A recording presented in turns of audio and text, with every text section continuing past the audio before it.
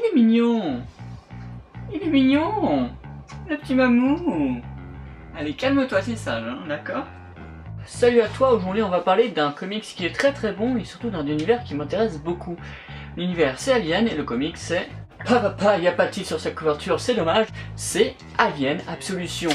Et Alien Absolution c'est quoi? Bah déjà, je vais t'en parler, donc calme-toi, freine un peu, on l'a entre potes, j'espère, parce que moi je t'aime bien, s'il te plaît.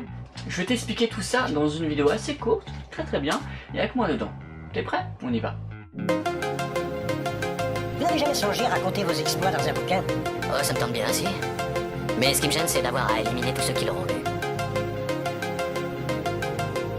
Alien Absolution, c'est quoi? Déjà, c'est un duo magnifique, Dave Gibbons, qui a été le dessinateur sur le superbe Watchmen d'Alan Moore, mais c'est aussi surtout le maître de l'horreur, ou en tout cas de l'horrifique dans le comics, Mike Mignola, qui est absolument l'un de mes dessinateurs préférés, tant sur son style que sur ses univers qu'il crée. Parce qu'il mêle un style très Lovecraftien dans son écriture, mais aussi dans son dessin. Et du coup, voir ces deux personnes arriver sur un comics Alien, celui-ci, ça donne plutôt envie quand tu es fanboy comme moi d'Alien et de Mike Mignola. Alors, le synopsis de ce comics est très très simple.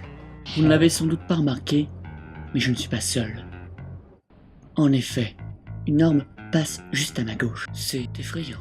Un vaisseau s'écrase sur une planète inconnue à la suite d'un dysfonctionnement, entre guillemets, et après ce crash, un homme de foi va essayer de survivre sur cette planète étrange, surtout peuplée d'êtres sortis tout droit des enfers. L'histoire est courte, simple, mais efficace car elle possède un crescendo et surtout une fin en apothéose qu'on apprécie beaucoup. Ce qui nous rappelle d'ailleurs le premier épisode de la saga Alien, mon préféré personnellement, oui. Je suis comme ça, dans ce cheminement très lent, très calme, mais qui possède sur la fin une suite d'enchaînements très intéressante. Et tout comme son aîné, le comics rythmé a une qualité indéniable, celle d'avoir des symbolismes et des thématiques. Ici, vous l'aurez deviné, par rapport au terme absolution et au synopsis, l'homme de foi, que les symbolismes seront bibliques. Plus ou moins discret, il possède en tout cas l'intérêt de créer une lecture analytique de ce comics, qui est quand même assez rare et toujours assez plaisant, si vous aimez analyser, ou en tout cas voir les références, les symboles dans une lecture. Ce qui renforce également l'histoire de Gibbons, qui nous livre ici une introspection, un récit lent, introspectif sur un homme qui est à deux doigts de la folie et à deux doigts de la foi un petit peu trop extrapolée. Et ce défi macabre, sans espoir presque, est sublimé par le dessin de Mignola, le maître justement des ombres, de ce côté obscur et glauque qu'il possède dans Hellboy, et qui ici domine totalement la BD. Le roi des ombres ici s'amuse avec l'ancrage justement pour sublimer le xénomorphe, qui d'ailleurs ici possède un dessin très intéressant, presque mystique sur certaines cases, notamment sur la case de la reine Alien, qui a un petit côté maya que je ne peux m'expliquer, mais qui possède en tout cas cette aura.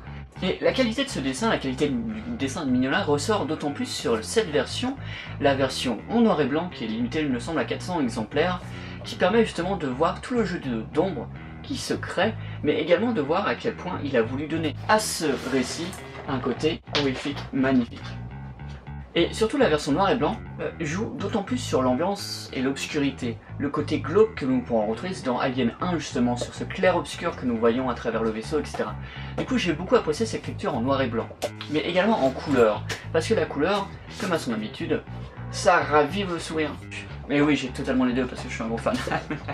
Comme on peut le voir ici. Et voilà, c'était Alien Absolution, une perle et une pépite en tout cas dans le domaine des comics Alien, que j'aime beaucoup personnellement. Et surtout, nous avons ici une réunion d'un duo magnifique qui mérite le détour, tant sur l'écriture que sur le dessin. Car Gibbons est très bon dans l'écriture et Mignola est juste superbe pour décrire les ombres, le côté glauque, le côté horrifique et surtout le xénomorphe. Et cette rencontre de ce duo magnifique sur cette thématique, sur Alien, sur cette saga qui possède des symbolismes évidents et superbes, est un véritable fantasme pour tout fanboy qui se respecte, ou en tout cas pour tout curieux du comics SF et du comics horrifique. Donc si vous aimez Mignola, si vous aimez Alien, si vous aimez en fait juste avoir du bon goût et suivre mes conseils, n'hésitez pas à courir là-dessus, si vous pouvez la trouver en tout cas, parce qu'elle est excellente. En tout cas, si cette vidéo vous a plu, si ce chat est joli, vous pouvez vous abonner, partager cette vidéo et dire à quel point ce chat est joli, parce qu'il est joli. Es-tu joli? Oui. Mais moins que lui. Vous ne l'avez sans doute pas remarqué, mais je ne suis pas seul. En effet, une norme passe juste à ma gauche.